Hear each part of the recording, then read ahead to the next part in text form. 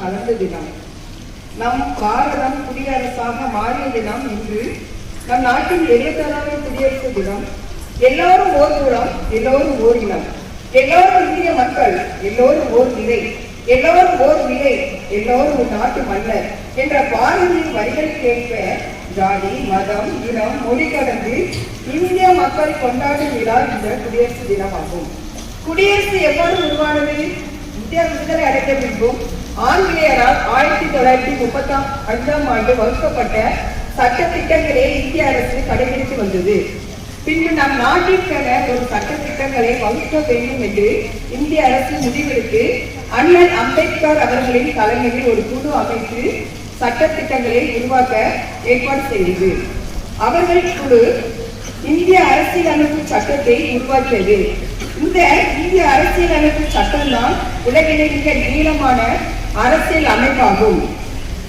பின்பு இந்த அரசியலமைப்பு சட்டம் செயலாக்கத்திற்கு வந்தது. அந்த வந்த தினத்தை தான் நாம் குடியரசு தினமாக கொண்டாடி வருகிறோம்.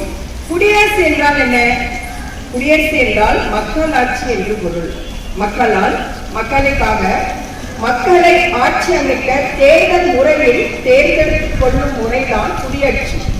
ஏன் குடியரசு தினத்தை ஜனவரி 26 நாம் கொண்டாடுகிறோம்? ஏனென்றால் 1930ஆம் ஆண்டு நம் இந்தியா அப்பொழுதும் ஆங்கிலேயருக்கு அடிமைப்பட்டுதான் இருந்தது. அந்த நாளில் ஆங்கிலேயர்கள் நம் இந்தியரை தேவையாக கிண்டலாக இந்த இந்தியர்கள் தன்னைத்தானே ஆண்டு கொள்ள தெரியாதவர்கள் என்று கிண்டலடித்தார்களாம்.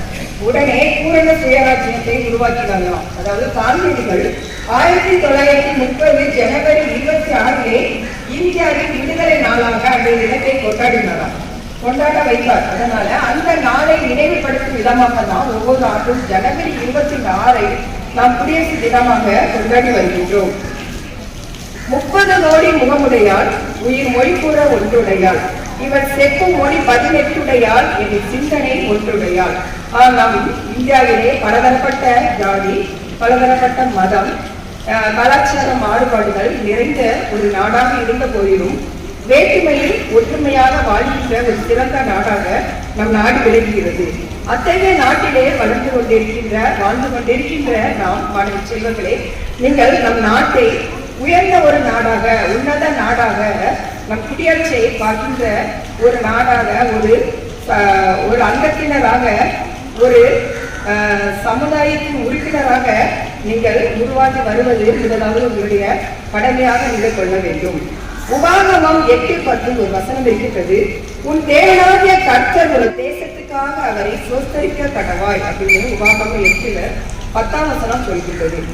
தேவன் தந்த இந்த நாட்டிற்காக அவரை நாம் சோஸ்தரிப்போம். ஏனென்றால் அமெரிக்கா, ஜப்பான் அப்படி எடுத்துக்கிட்டோம்னா எல்லா நாட்டிலும் ஒரே சீரோச நிலை, காலநிலை ஒரே மாதிரி தான். எல்லா இடங்களும் அந்த கலாச்சாரங்கள் எல்லாமே இருக்கும். ஆனால் நம்ம இந்தியான்னு எடுத்துக்கிட்டா கேரளா, ஆந்திரா, தமிழ்நாடு, இன்னும் எத்தனையோ மாநிலங்கள் இருக்கின்றது. ஒவ்வொரு மாநிலத்திலும் ஒவ்வொரு மொழி பேசப்படுகிறது.